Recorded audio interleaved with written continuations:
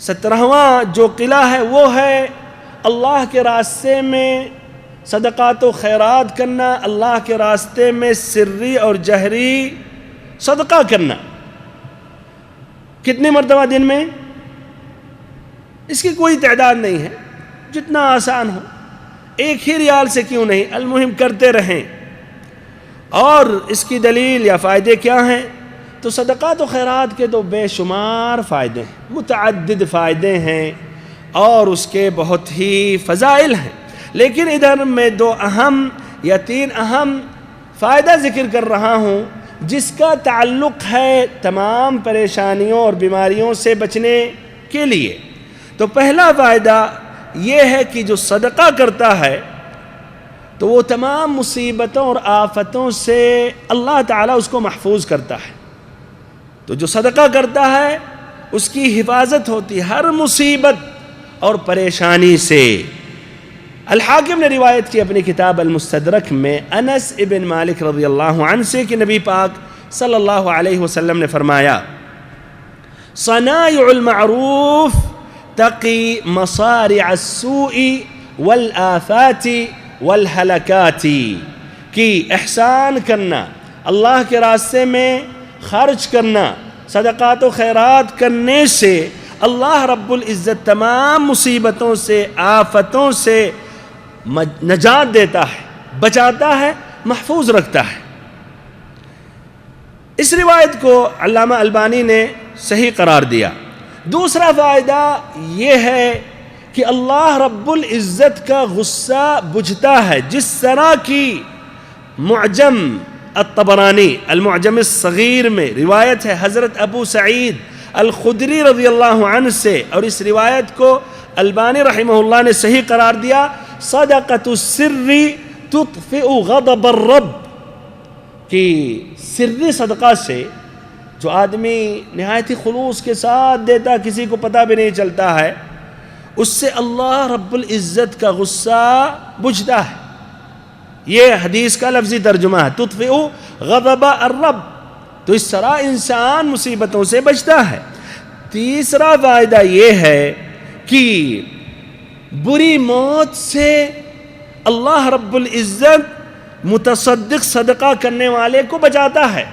جس طرح کی ترمذی کی روایت ہے حضرت عمر ابن عوف رضی اللہ عنہ سے کہ نبی پاک صلی اللہ علیہ وسلم نے فرمایا، ان صدقۃ المسلم تزید فی العمر وتمنع میتۃ السوء، کہ مسلمان کا جو صدقہ ہوتا ہے، جو صدقات و خیرات کرتا ہے، اس سے اس کی عمر بڑھتی ہے اور بری موت سے وہ بچتا ہے، بری موت اس شخص کو واقع نہیں ہوتی ہے۔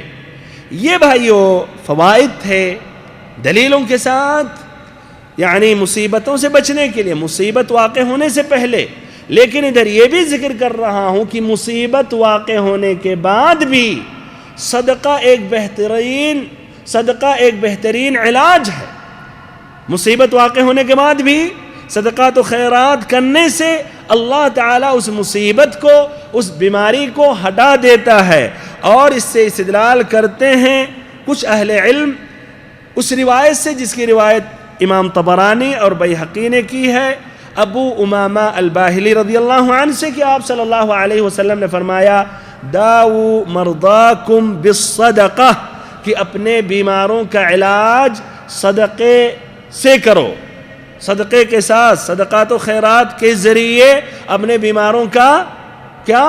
علاج کرو۔ اس حدیث کو کچھ اہل علم نے صحیح قرار دیا، جس طرح کہ علامہ البانی نے حسن قرار دیا، لیکن جو محدثین ہیں یا جو محققین ہیں اہل علم، جو قواعد حدیث پر گہری نظر رکھتے ہیں اور گہری نظر سے حدیثوں کو تولتے ہیں، تو انہوں نے اس حدیث کو صحیح قرار نہیں دیا، لیکن انہوں نے یہ کہا کہ تمام مصیبتوں سے، یا جو عام حدیثیں آتی ہیں مصیبتوں اور آفتوں سے بچنے کے لیے صدقہ ایک بہترین علاج ہے، تو ایسے ہی بیماری میں بھی صدقات و خیرات کرنے میں کوئی حرج نہیں ہے۔ تو اگر انسان بیماری میں صدقہ کر رہا ہے اور اللہ تعالیٰ کا قرب حاصل کر رہا ہے اور چاہ رہا کہ اللہ رب العزت یہ صدقہ کی وجہ سے یا صدقہ کا جو سبب ہے، جو ارادہ ہے، اس کی مصیبت کو ٹال دے، بیماری کو ختم کر دے، تو اللہ رب العزت ہر چیز پر قادر ہے۔ بِإِذْنِ اللَّهِ عَزَّ وَجَلَّ آپ کی بیماری ختم ہو جائے گی اور یہ مصیبت ہٹ جائے گی۔ اور اس پر عمل کیا کئی اہل علم نے، سلف اور خلف، یعنی پہلے بھی اور ایسے ہی ہمارے زمانے سے جو گزر رہے انہوں نے بھی، اور اس کے متعلق عجیب و غریب بھائیوں واقعات ذکر کرنے والے کرتے ہیں، اور انہوں نے خود محسوس کیا اور مشاہدہ کیا جب وہ کسی بھی بیماری میں واقع ہوئے اور جب انہوں نے اللہ کے راستے میں صدقہ کیا، بہت سی بیماریاں ان کی ختم ہو گئیں۔